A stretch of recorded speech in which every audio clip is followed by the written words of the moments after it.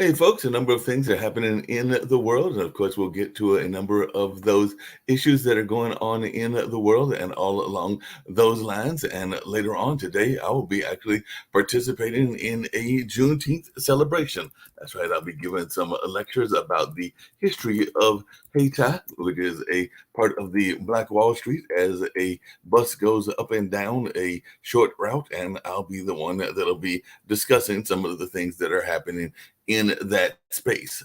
Another friend of mine did a film on Kwanzaa called The Black Candle, and definitely I do know the importance of filmmaking in terms of telling our stories and all along those lines. So that is something that I am very much aware of, is the importance of filmmaking in terms of telling the story and getting the story out and all in that space. Let me tell you about a couple of things that are happening in the world. Then I'm gonna bring in my special guest who has done a film about Juneteenth, which is going on in celebrations around the country and all in that space. So it'll be interesting to have a conversation with Drew Holly and see what he is doing and how he got involved in this particular film and in the filmmaking lanes in general. So we are definitely looking forward to a conversation with Drew. But right now, we're going to tell you about a couple of other things that are going on in the world. Tornadoes are ripping through Texas and Florida. So far, they've killed at least 4 people, and 50 million are under severe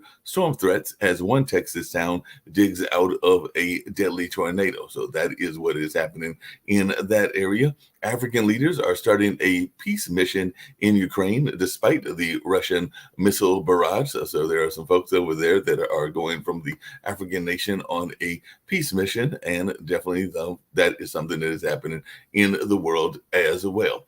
And in terms of what's happening in the U.S., we'll get to some of those stories. And then, like I said, I'll bring my guest on as well. We'll have a conversation with him and see some of the things that he is seeing and some of the things that he has gotten involved in and all in that kind of space. So definitely there's a lot of things that are going on. Attorney General Garland is to reveal his investigations into the Minneapolis police since George Floyd was murdered. So that is something that is going on in terms of the Department of Justice there to announce their results of the federal probe into the Minneapolis police. And like I said, I mentioned this yesterday. We know that DeSantis has declared his candidacy, and there's another candidate that is coming out of Florida as well, that being Mayor Suarez, who is out of Miami. So he has declared his candidacy on the Republican Party as well. And the Southern Baptist Convention has banned female pastors, ejecting several churches in the process. My guess is that those are churches that have female pastors and that were arguing against that ban and all in that space. So they are, the Southern Baptists have rejected Rick Warren for accepting a woman pastor. And that we might have some conversations about that as well. And also conversations about what goes on with police training centers, because activists are pushing for a referendum to put the cop city on the ballot in Atlanta. So that is something that is taking place in the sense of the conversations around legal rights and what the police are doing and all in that space. So there are a number of things that we are finding in the news, and I'm sure there will be other things that we might get to as well. And by the way, a cyber attack impacts on the U.S. federal government and NATO allies. So that is something that a number of people have been worried about. And apparently it has hit a U.S. national lab as well as a nuclear waste site. And definitely that is something that we are seeing as well. And we know we talk about attacks in other parts of Europe, like the Ukraine, but apparently an American tourist died following an attack near Germany's Neuschwanstein Castle. So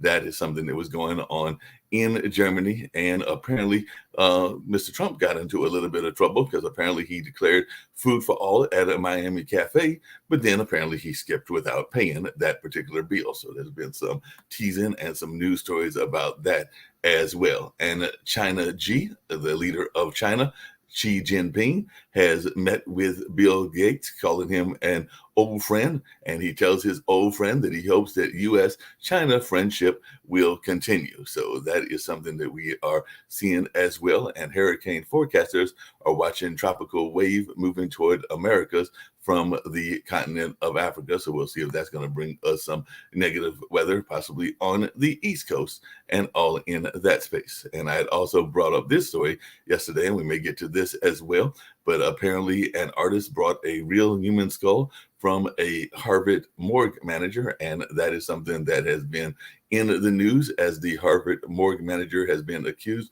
of trafficking body parts. And definitely that is something that folks will be maybe talking about on this particular newscast as well. And we may get to some other things that are going on in the world and world of politics and all along those lines. I know I've got Nick Palveda with me as well as Lee Newton Rhodes. And of course, I do have that special guest as well because it is a holiday. I think the actual day is on this coming Monday, the 19th, but a number of people are doing celebrations all during the weekend and all in that space. I mentioned that there is one going on at the Hayti Heritage Center in Durham, North Carolina from the hours of 3 until 9. And then there is one tomorrow in Durham as well at the Golden Belt facilities. And that will be one that Spectacular Magazine will be putting on. And that is one that has been going on for a number of years now as folks continue to deal with that great holiday and all along those lines. And then I think there's one in Bragtown, and I know a friend of mine, actually Miss Coco McMillan, will be performing at one that is in the Raleigh area, if I remember correctly. But I'm going to bring in Drew Holly, and we're going to talk about the film that he has done and all in that space. It is very early in the morning where he's at, so I'm glad he was able to join us and have this conversation and all along those lines because he is coming at us from Portland, Oregon, and all in that kind of way. So, Drew, I'm glad that you were able to join us. Your folks had been in touch with me, and we've been talking back and forth. And I did glad that you were able to come on. And I know that you are a filmmaker, and one of the films that you are working on is one about Juneteenth. So maybe you can talk a little bit about your filmmaking journey, when you got into filmmaking, and why you feel that this holiday, which a lot of people see as a celebration of the emancipation of the slaves, and in some ways even another version of Independence Day, but for the African American community, as being an important holiday and all in that space. So if you can just share a little bit about your filmmaking journey and the reason that you are excited about this film that you've got that'll be shown, I think, in a couple of places this coming week and all along those lines. So if you'll just share some of your story and all in that space. Good morning, Mark. I'm happy to be here and join you all this morning. So my film is called Buffalo Soldiers Fighting on Two Fronts. It recounts our film Buffalo Soldiers Fighting on Two Fronts. Takes a hard look at historical complexities of race, class, power, and discrimination, and Western expansion as a part of the United States history. We're telling a story that is to be entertaining, but most importantly, educational. The film recounts many admirational functions of the Buffalo Soldier. We want to be careful to tell an actual, true Buffalo Soldier story by, talking about, and the best way to do that in honor of the Buffalo Soldiers as well as our Native American brothers and sisters to tell this true story that the regiment did participate in the subjugation of of Native American and minors, and fought Filipinos fighting for their independence. Buffalo Soldiers were an all-black regiment created by Congress in 1866 during the Reorganization Act. During this same act, they created these 4 black regiments as well as the Native Scouts Regiment. So that's what Buffalo Soldiers is about. How I got upon this journey and telling this story is happened enough. It was Juneteenth, 2018. I was volunteering in Seattle at the Langston Hughes Juneteenth Festival, and they wanted to capture footage because Juneteenth wasn't well attended back in 2018. People had kind of forgotten about the holiday. While I was there capturing some footage, I brought my little girl, and after a while, I heard her say, "Ooh, horsies." And when I looked up, I seen this all-black regiment straight out of the 19th century galloping up the hill on horseback. it was stunning to see. They were the Buffalo Soldiers, living history group out of Seattle, Tacoma. Then my daughter said, "Who are they, Daddy?" And I was stumped. I couldn't remember who these gentlemen were depicting. After a while, it dawned on me. I think it was the Bob Marley song or something that that I finally connected the two. And I said, "I think those are Buffalo Soldiers." You know, and her next obvious question is, "Well, who are the Buffalo Soldiers?" I had no answers for her, so I went home and did a little research and wanted to show her some clips on it. There wasn't a lot of, um, there was a few clips, but it wasn't a solid um together story about the Buffalo Soldiers. Just little bits and pieces here and there. Being her father and not wanting, her or other children to not know who these people were, I decided to make this documentary.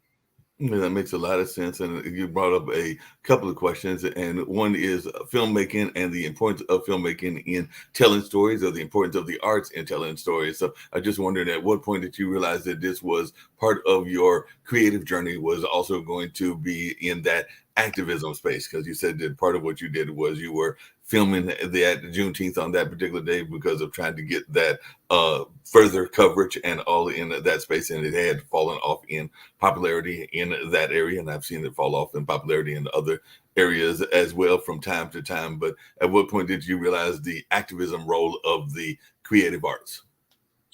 I know storytelling is always a good way to get out messaging, right? And here at my company, Blackball Film, we want to specialize in marginalized voices, right, and telling untold stories of people who have done great things but haven't gotten the notoriety.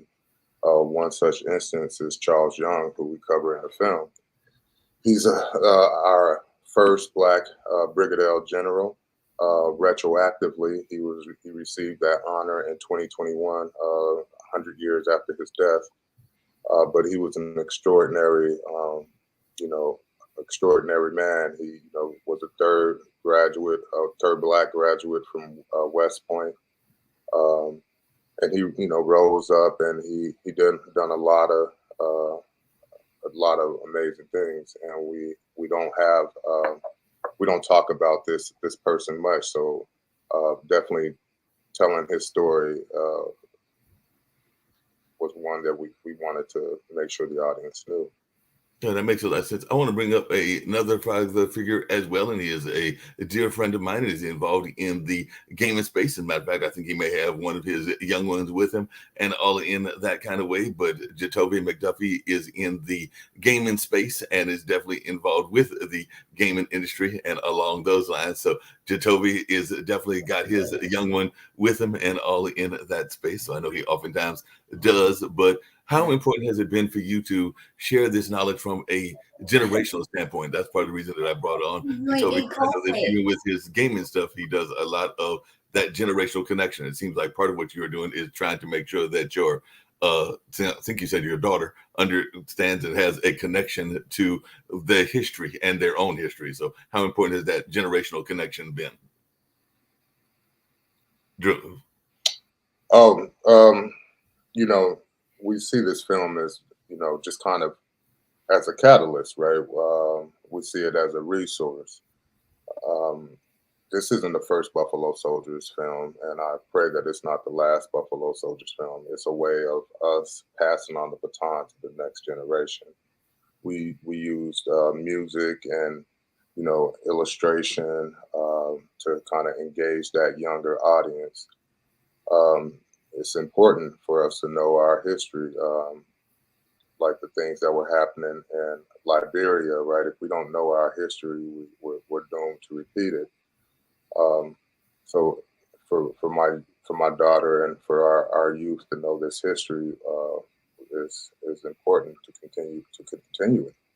Yeah, that makes a lot of sense. I had alluded to it earlier, but at what point did you know that you wanted to be a filmmaker? Because I know that a lot of times people get into this field later in life. Sometimes folks are already shooting camcorder films when they're like 7 or 8 or something along those lines. So, at what point did you know that you wanted to get into filmmaking, and what inspired you to get into filmmaking? Very early on in life, I was able to kind of notice when I was watching TV, that those were actors opposed to like that being real life. A lot of people will watch TV and can get totally consumed in it and think it's real life, especially watching like true crimes reenactments. So, like, I've had friends like, man, he's lost a lot of weight. And I'm like, yo, that's an actor right there. What are you talking about? That's an actor. Like, they're not really shooting like the live footage of robberies being taking place. That's acting. I remember in high school, I went to this boys' school and we were doing some sort of Christmas play, right? And each the dorms had to come up with their own play, and just right away, I was able to jump in and kind of start writing this play as well as directing this play. And I didn't even know what I was doing at the time, but it was a real natural, uh, it was something. It was very natural for me. It was just let's. This is what we're doing, and able to push us towards the mission. Yeah, that makes a lot of sense. Where exactly will the film Buffalo Soldier be showing at, and what again is the exact title, and what day will it be released? If I remember correctly, it'll be released on Monday, but if I'm wrong, correct me and all in that space. But when will it be released, and why was that date chosen? The name of the film is Buffalo Soldiers Fighting on Two Fronts. It had its broadcast premiere on PBS on Monday, June 12th, and it'll have its World Channel premiere on June 19th, on Juneteenth. Yeah, that makes a lot of sense and everything. Toby, did you have any questions? And definitely, we've also got Lee Newton Rhodes. There may be Nick Calveda, the founder of the network, joining us as well. And I know we've got Sasha Starr and Shaquille with us also. But Jacoby, did you have any immediate questions that you had for Drew? Well, I think one of the big questions, because kind of similarly to what I'm trying to do in the community as well, um, what and tagging on to what Mark said in terms of when did you know about getting into the film market and into the film industry? What advice can you give to those within the community that want to not only document or tell stories that they see? Because for example, how your film is being released, there's also the new film on Disney Plus that's also being released, which I'm really excited about as well, the Kazazi Moto Generation of Fire, which is 10 stories of coming out of Africa, which is supposed to be another great push, which I think more representation, telling stories about our community helps us thrive and grow. So, what advice would you give to anyone within the community trying to tell stories or trying to document things that they think could be a story or something, or lead them down the path that you're going? Well, I would say you have to be committed to what you want to do, right? Nobody's going to believe in it at the beginning stages, right? It's something that you're going to have to build and kind of start have to build your support. Um, and it ain't going to be an easy road, but it will definitely be rewarding and gratifying once you're able to complete it. After, you know, fundraising isn't easy. Um, Crafting the story isn't easy. Finding the right crew members that are part of your team isn't easy. But again, it's going to be so rewarding, right? I've getting since the film has been out and we've gotten to show it over 50 different screenings, across the country, and just the responses that we've received has been it's been humbling, right? There's been some very authentic emotions from people who have ancestors that are Buffalo soldiers or are connected to the story and maybe heard a little bit about the story and now getting that full picture. Through this film, we wasn't able to, this is a vast history. We wasn't able to fit it all into an hour. So we used different characters to take us through these points in history. Moses Williams was our connective tissue to the West, right? And he was like a veteran of the Indian Wars and how the Buffalo Soldiers got their name. Charles Young took us through the turn of the century, and as we crossed the Pacific and tried to establish an empire in Cuba, Spain, Guam, so on, and the Philippines. Kathy Williams' story didn't necessarily fit that narrative, but there was one that we wanted to keep in the story because her story was so inspirational. So, in conclusion, what I have to say is, don't give up on yourself. Pretty soon, everybody will see the value of what you're doing, but you got to be persistent through that hard time. What way? I have also I have a few buddies that have started their own comic book and so on and so forth. What for you? What ways have you found best to fundraise? Because as you pointed out, that's one of the biggest key components. What have you found best ways? Because I know, like I said, my buddies who started comic book, dealing around similar situations, telling stories, telling Black stories that way with narratives. They've found a little bit of success with Kickstarter, but what about yourself? What have you found as a good way for fundraising?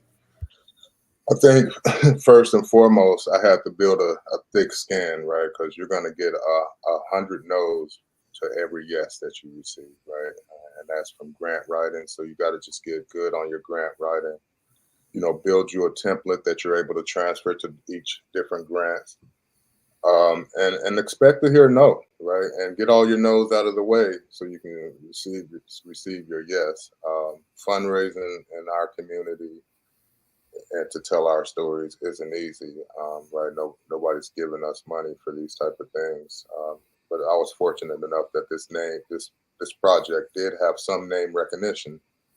People have heard of the story, heard of the name Buffalo Soldiers, but didn't know the story behind it. So I think there was a lot of interest in that. Fundraising ain't easy. There's no secret that I know of to get funding, and it's just about building a thick skin again, and staying committed and getting all your no's out of the way so you can receive your yeses.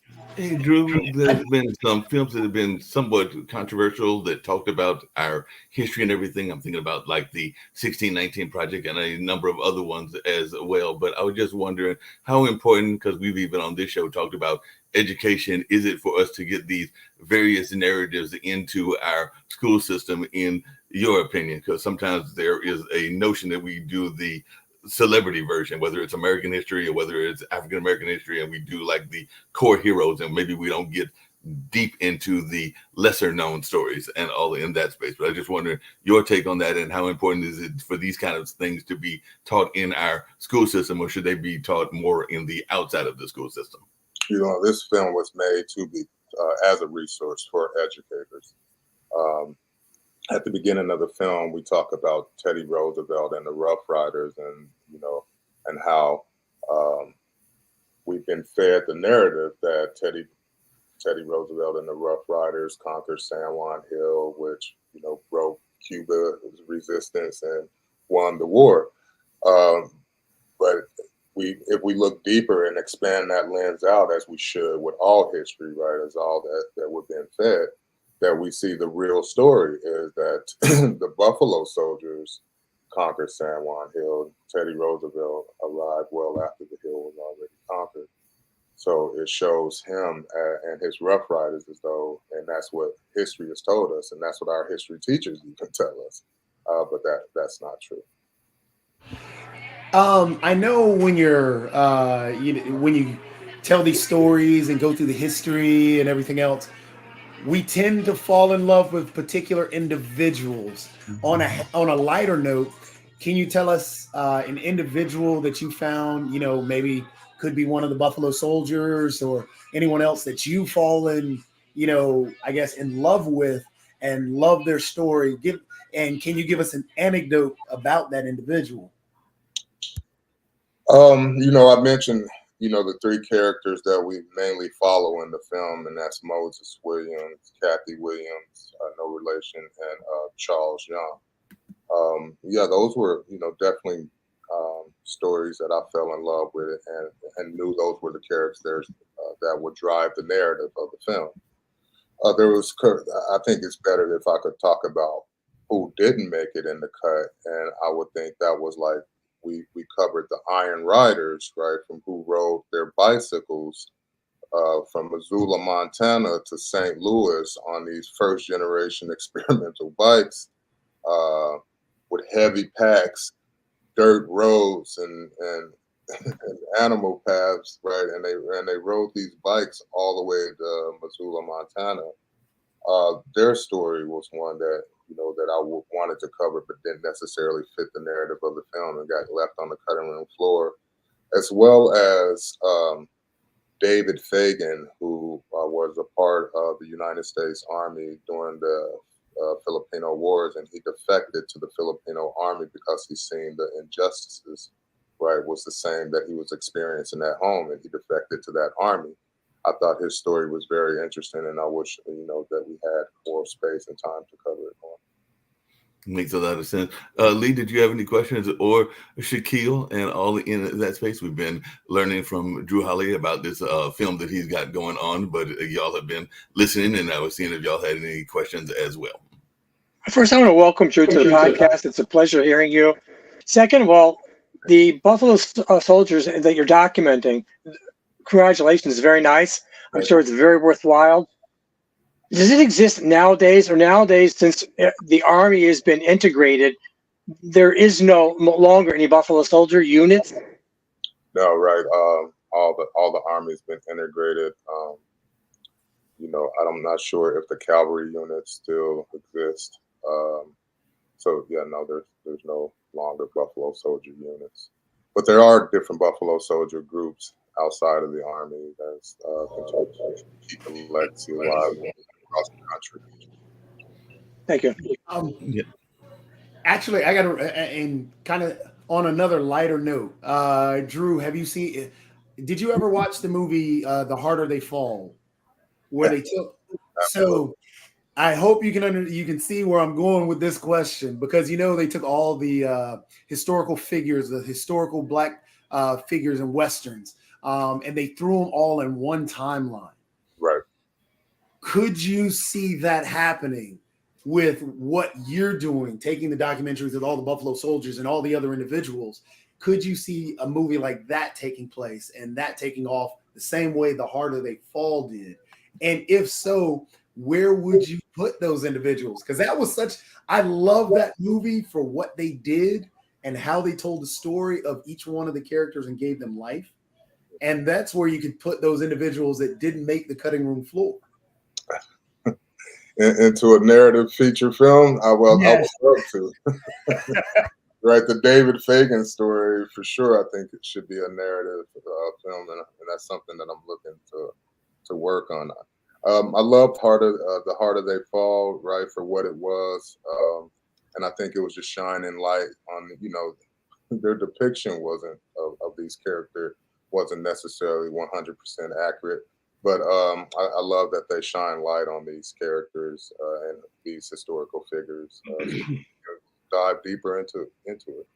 I want to come back to something that Lee said earlier, because I do know that there are groups of folks that are in those kind of cowboy kind of organizations. As a matter of fact, I think there is one, and Jacoby can correct me if I'm wrong about the name, because one of them is the motorcycle group and the other is the horseman group. I think it's the Bull City Riders that is the horseman group and all in that space. But if I have the name wrong, hopefully Jacoby will correct me. But how vast are those kind of groups that are either supporting the Buffalo Soldiers or that are showing that a lot of African Americans are still into horseback riding as a hobby and an interest and all in that space? Because I know there's one in Durham. I think there's one in the area where you're at in Portland, and there are a number of people that are still doing these trail rides and all in that space. So could you talk a little bit about that, and if that plays a role in your film as well?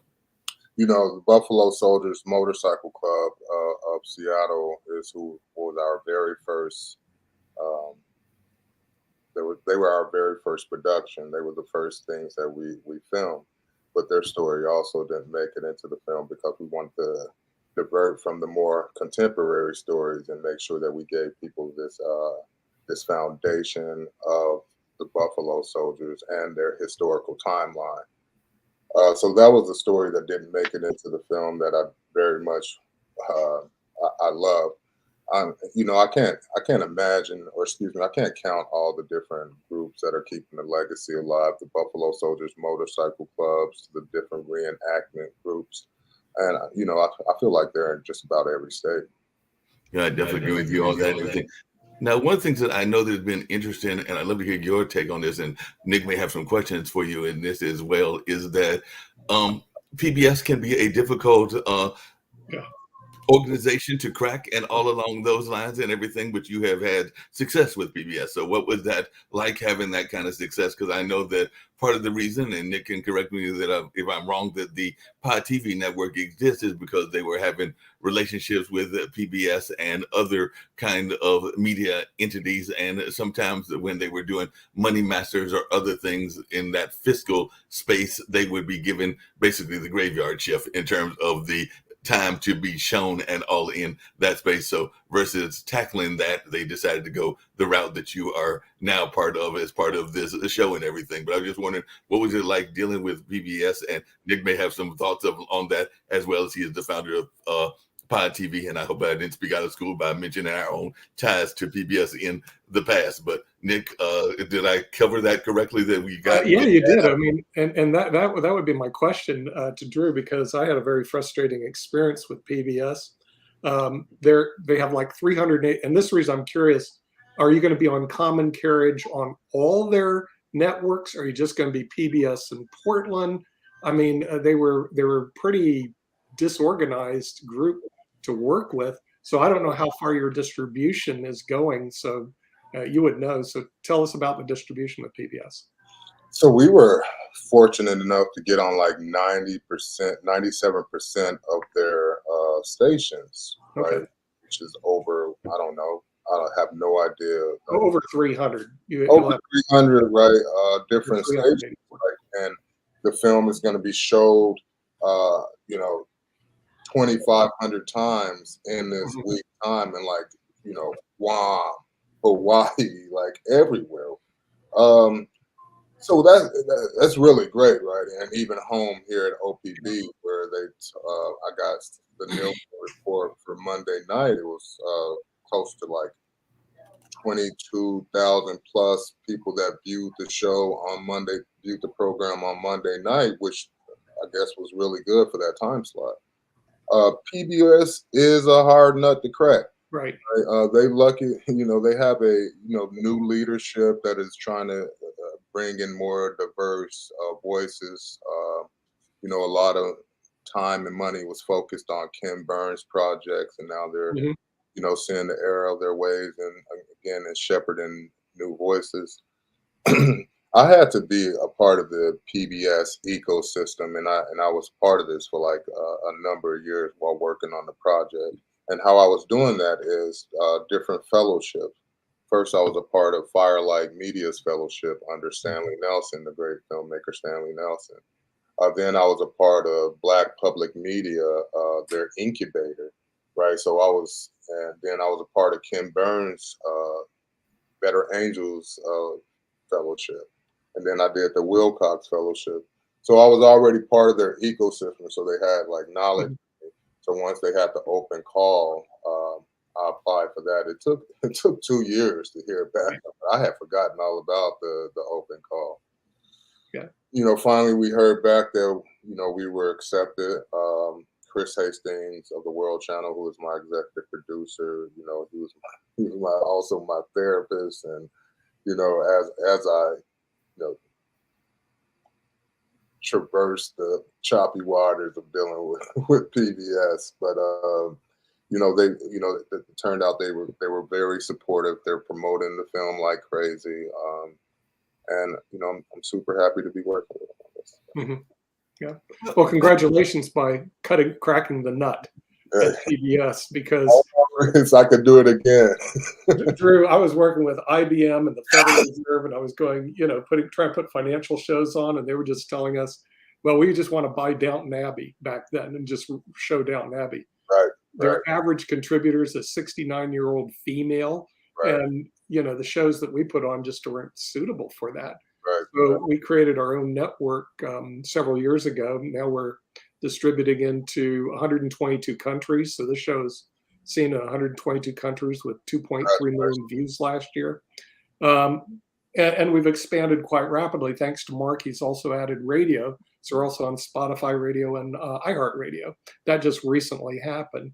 So our goal is distribution, be everywhere, not just through LinkedIn. People are listening to us through LinkedIn, Facebook, Twitter, Twitch, Rumble, Roku. We have 4 channels on Roku, on Roku right now that run. So we've just been pushing like crazy distribution, mainly because of the frustration. And I only spent 2 years. So God bless you, you spent more than 2 years. I guess I wasn't patient enough with PBS. I was so frustrated with them. I'm going like, how do you crack that nut? Is it possible? 380 channels, and you got to get 380 cats to all agree. So congratulations. We look forward to watching your show on PBS. No. Nick, this is off topic a little bit. Is PBS still publicly funded? Partially, yes. It's partially funded through the Corporation for Public Broadcasting. Exactly. So they do receive public funds. It is a not-for-profit. However, the president does make close to $1 million a year. Okay. Maybe we shouldn't be funding it from the public nowadays since there's so much going on with cable, internet. I disagree with that. But getting back to a quick question. Back to the film area with we'll take the what Nate Parker did not do, or that we're going to talk about the film and not the other stuff. With The Birth of a Nation, could you see yourself doing a film similar to what Nate Parker did with Birth of a Nation? Absolutely. Nate Parker is actually one of my inspirations. He's innovative filmmaker. Birth of a Nation was great, right? It was, definitely. I can definitely see myself going down that path. Hey, Drew, along those same lines, you mentioned a couple of them. A very tough industry. I think Shaquille, who's from Australia, who's down under over there, he's actually funded some films. I don't even want to hear about that experience because it's kind of, Drew, you're in a really tough area. So when it comes to getting funding and monetizing, what is the plans other than PBS, or do you have a plan?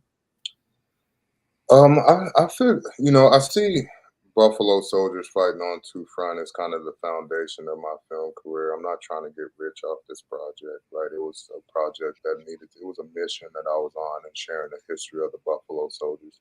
My next projects, independent filmmaking is no joke, right? It's up at night worrying about if you're going to get this grant or, and I applaud you for, going out on self-distribution, right? You don't that's what I was going to do with PBS, pick up the project. And I think it would have did just fine. So I applaud you for stepping out on your own. And I think eventually that you'll find your own way to be much better, right? Not always the easy way. It's a good way.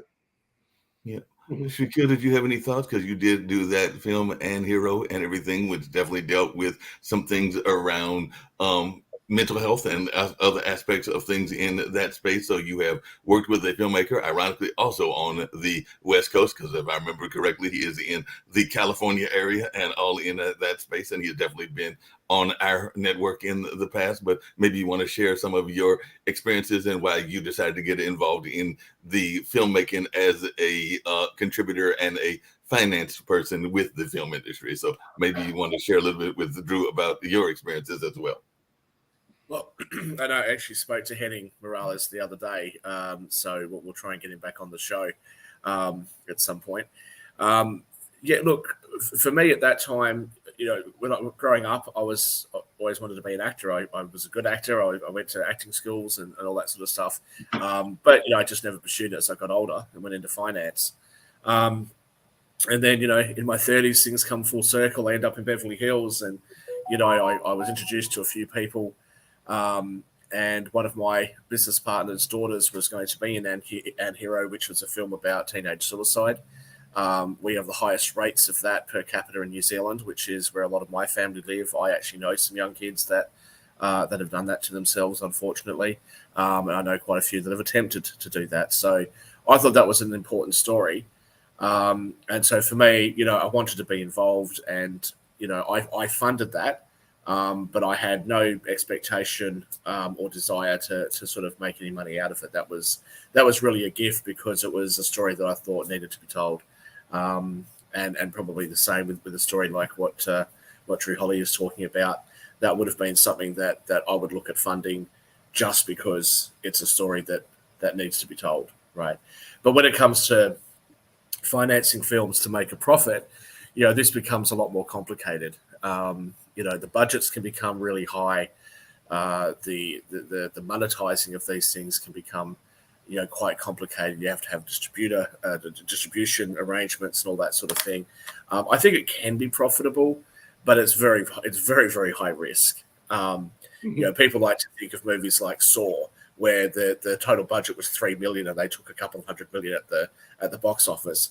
That's not reality. That's not what happens. What happens is, you're going to make 20 films, and 19 of them, you're going to be lucky if you make your money back, right? But then on that last one, you hopefully will make enough money to recoup everything that you've spent on the other 19. So, look, it's an interesting business. It's not one that I'm an expert in.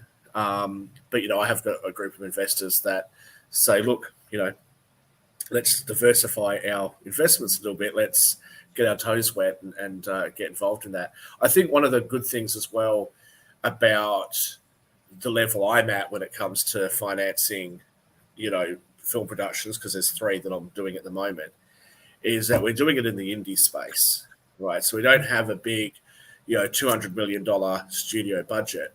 But what that means is that we can actually give the actors and the directors and everything a bigger profit share. Okay, so they stand a chance to make a bit more money if it's successful. But also, because it's a smaller budget, you can actually appeal to a certain group of people. So, like if you're really into horror movies and you've got a group of people that are really into horror movies, then you can become a horror movie studio, right? If you're really into history movies, you can create that. So those are the sorts of things. I mean, you look at YouTube and you see a lot of those people that have got, 3 million subscribers and, 5 million subscribers and things like that. I think it's very easy to get into that space where you've actually got, a group of people that are going to come and see your film. And they'll give you the feedback as well about what they want to see more of and what they don't like. So I think it's a good way. And someone like yourself, Drew, it's a good opportunity, I think, for a lot of those voices that have just been drowned out, stories that people, I had to Google Buffalo Soldiers when you were on earlier, just to kind of make sure that I knew what it was, because I had a very poor understanding of it. And let's be honest, Buffalo Soldiers, as soon as you say that, the only thing I'm going to think of is the song. I'm not American, so I sort of heard of it before, but I didn't really know the history there. Why hasn't a movie like that been made before? I mean, this should be something that's a major, studio production with, great actors. And, this should be in every cinema. I mean, it should be a really great film. So, I think that those sorts of stories get forgotten about. And it's not just about, a particular culture, but it's about all sorts of different things. Erin Brockovich, that was a great story, taking on the big companies and going in there on her own and winning. Those are sorts of stories I think we need to tell. And in my personal view, we're seeing a lot of these action heroes and all that sort of stuff. There's always all these great actors that are just buffed out wearing these costumes, but we're not hearing a lot of actual stories anymore. And I think that the independent space is a great place to do that in. So. I agree. Hollywood is, continuing to recycle some of the same material. So it's going to be the independent world that brings up the new ideas and showing the new point of views, because we don't have the restrictions of, the studios telling us how to work our project. Yeah, I definitely agree with you on that. Hey, Drew. I just got a quick question for Drew. The Tuskegee Airmen, do you do anything with them in terms of documenting? No, I'm not doing it to speak. That might be worthwhile also. The next couple projects that I'm working on and we're well in development is one is a more limited series in the commercial space, but we're still in the early development portion of it. And when I mean early development, is I've been working on it for a year, developing it. And it's the rise, fall, and durability of one of the world's most iconic websites, and that's Craigslist. We're talking with Craig to kind of get his story and why he decided to make this email list that blew up to be a part of our cultural zeitgeist, and kind of where the internet began, what Craigslist meant for certain communities, kind of, then it goes into that fourth episode, and we follow a Craigslist categories theme. Like the first one is best of Craig's, the first one is Misconnection, the name of the series. The next one is Rants and Rave, and it's and it follows the hero's journey. And then the third episode is called Flag, and it's kind of talking about the more nefarious things and kind of the bad reputation that Craigslist got. And then it's the best of Craigslist, how Craigslist is the foundation of our current online ecosystem, how we evolve from what Craigslist put in place and kind of where we are in this digital space today with the new AI technology. So that's the one that I'm really excited about. I'm also hoping to work with a Native American director to do like a part 2 of Buffalo Soldiers Fight on Two Fronts, which would be the Indian Scouts Fight on Two Fronts. Just really quickly, because I didn't know about that other film and everything, what is one of the most surprising things you learned about Craig and Craigslist in this film that we can expect, if you can give a little bit of a teaser, because I'm sure that folks who are definitely remembering Craigslist, I know that I have placed things on Craigslist and other people have as well. So what is some of the more unusual things that you learned, if you can reveal maybe a twist that we might expect to see when that gets released? I would say that we use it. Who the fuck is Craig, right? Craig is this, and he considers himself nerd patient zero. He's the type of guy back in the day that wore taped together rim glasses. He's not as flamboyant as some of these, but he deserves his place in the pantheon of technology, technical geniuses, right? But he's a bird watcher, an avid bird watcher, very kind of socially awkward guy, and not what at all you would think of when you think of Craigslist, right? The complete opposite. I think he's just an amazing character. And kind of giving people kind of the background of this site that we use for so long. And we say rise and fall, but also durability, because it's still here, right? But there was a time where it had a really bad reputation. And we hope to, kind of give people that background of this. So I have to ask you, when you interviewed Craig, what is his thoughts about those folks that are on the rapid rise that might be the opposite of him? So did he have any insights onto the Elon Musk and the Richard Bransons and the Bill Gates of the world? Because that's actually the ones that are getting the notoriety and are doing that whole space race, going up into space and everything, which I'm thinking he's not part of. So did he have any insight into some of those folks that might have surpassed him? Our interview with Craig is in July, so we haven't gotten into all those details yet. But Craig is an extremely modest, like overly modest person. So he's not looking for his ego to be stroked in that type of way. We barely can get him to do the interviews, right? He can be a billionaire, but he chooses to give most of his money away, lives in an apartment with his wife in New York, and it's just this extremely modest guy. But he's big on cybersecurity. He's big on, journalistic freedoms, and he's a great person. And I'm excited for people to get to know the man behind this iconic website. Cool. Definitely. Any other thoughts and everything in terms of folks' questions, Shaquille or Lee or Jatovi? I mean, Craig, yeah. Because it is definitely an interesting, I guess, rise and fall of that site. because it definitely was one of the forefathers in a sense to how we buy and sell, how we communicate online. And how we found community and connection. Yeah. I mean, in all honesty, when Craigslist was going, I mean, that filled that void from Facebook with the Facebook groups. That was when Facebook groups started after that and really kicked off a lot of stuff. If you look at what's going on with Facebook, Twitter, all the other Discord even. So yeah, that's got to be a really interesting interview. And being a modest person, I'm curious what pathways he's going to go down. Because in all honesty, looking at, some of the other big ones, because like Zuckerberg is not modest at all. He's out and about, out front. But if you take, and I hate to use his name because, truthfully, he is more of a modest person than people, kind of act him out to be.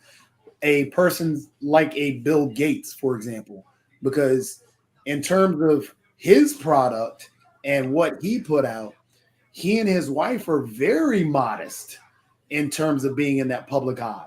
Because they've done a lot of work on the back end dealing with malaria and all the mosquito stuff. So I guess in terms of thinking about Craig in that same fashion, it would be cool to find out what pathway are they going to follow, living in that modest world, and what are they going to, trying to attach themselves to in terms of, trying to figure out world solutions. I would say stay tuned, right? To get that. I'm already hooked. You can see that now. I'm ready. I'm ready for it as well and everything. Hey, just really quickly, and then I'm going to bring in Sasha. He may have some thoughts about what's going on in Ukraine and all in that space, and maybe we'll get to some other world issues as well. But if you could interview somebody in general and everything, who would that person be that you would interview that is on your wish list? I'm thinking that you probably don't want to interview Putin, but maybe he is on your wish list. So who is on your wish list of folks that you would love to interview that is on your dream list of interviews?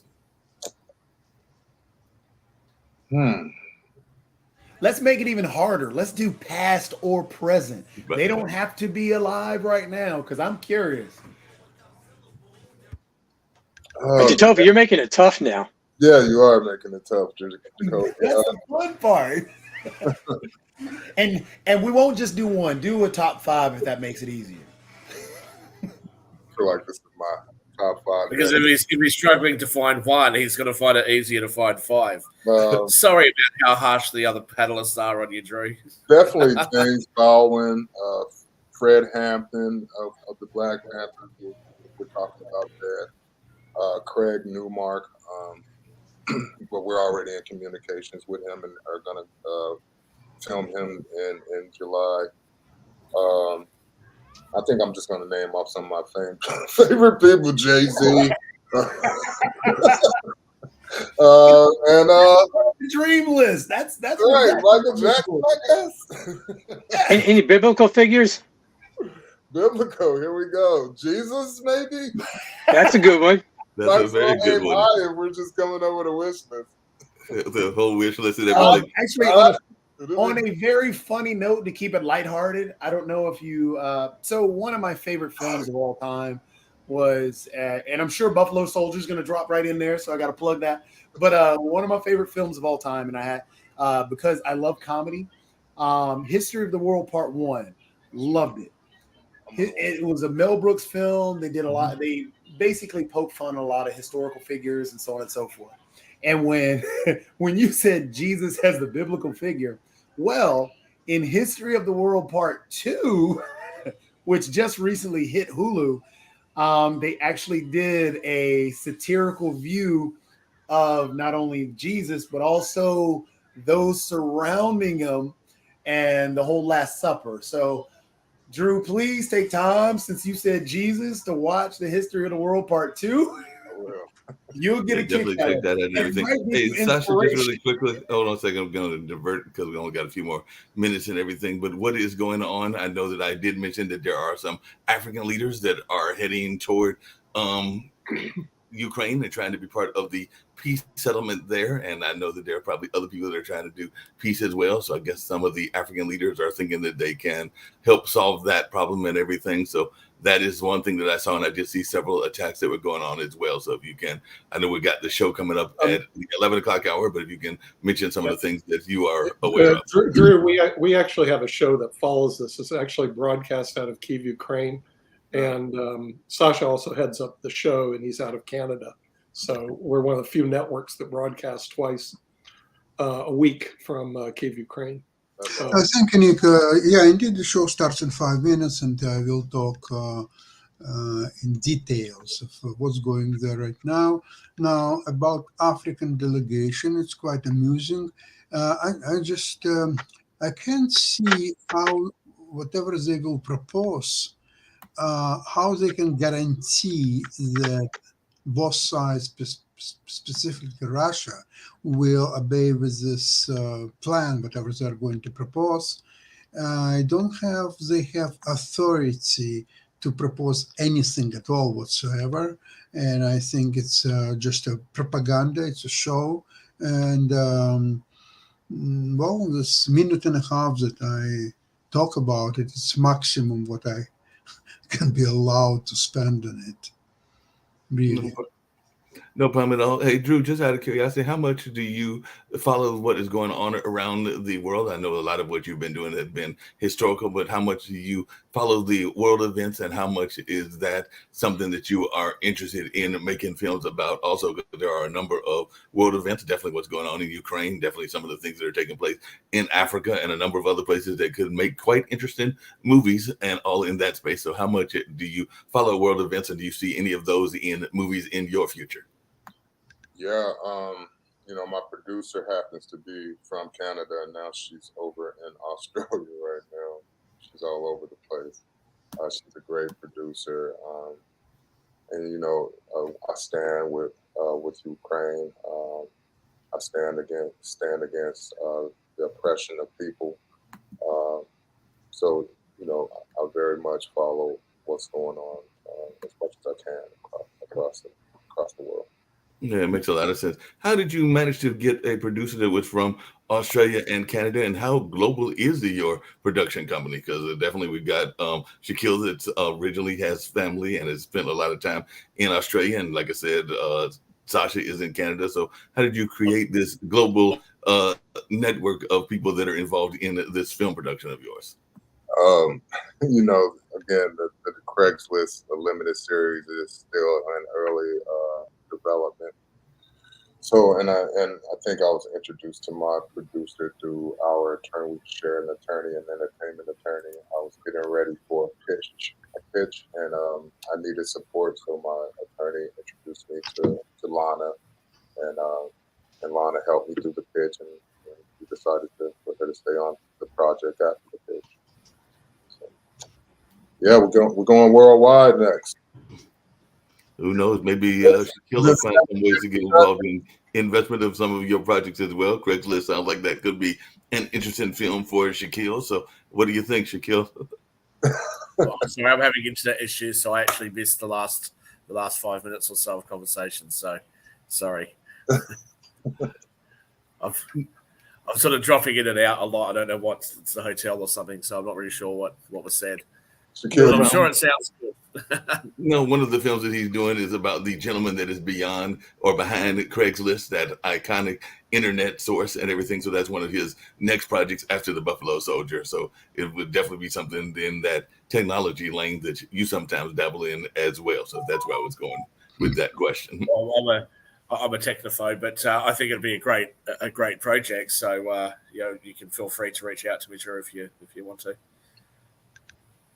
What's your plan right there and everything? Well, I know that Sasha's got to after the show. Yeah, I know Sasha's got to bounce off and get ready to do the other show on Ukraine and all in that space. But as we're heading out, if you have any last thoughts that you would like to share, Drew, now is the time for you to do that. And I have definitely appreciated this conversation. I think a lot of filmmakers got some great insight, as well as just people in general. So any final things that you want to say? And by the way, I do appreciate that you got up literally at 6:30 in the morning, because it is very early there in Portland and everything for this interview. So I definitely appreciate you getting up at that hour and all in that space. No, I'm up this early anyway, about to head out to the gym after this interview. Got to stay focused and stay trained. I think my last final thoughts is, the film talks about these brave patriots who we've forgotten about in history, and I want audience to take away that look into history stories that you've been told a little bit deeper, right? To see the true story behind this history. Not only with the Buffalo Soldiers, but with all history, as we've been presented early on in life, there's been an agenda. So I would implore people to look deeper in what they've learned. Well, I definitely appreciate that. And on that note, we're going to get on out of here. We'll be back next week with some more amazing guests. I know we've got one out of the religious space and some other spaces as well, but I definitely appreciate you being on, Drew. And as you go further into some of your other filmmaking journeys, I hope that you will make a return trip and maybe even share some of your learnings and some of the things that you get from both this experience as well as your interview with Craig, the founder of Craigslist, and all in that space. So you're always welcome to come back whenever you are available. It was so great meeting you all, and I look forward to seeing you again. Sounds good.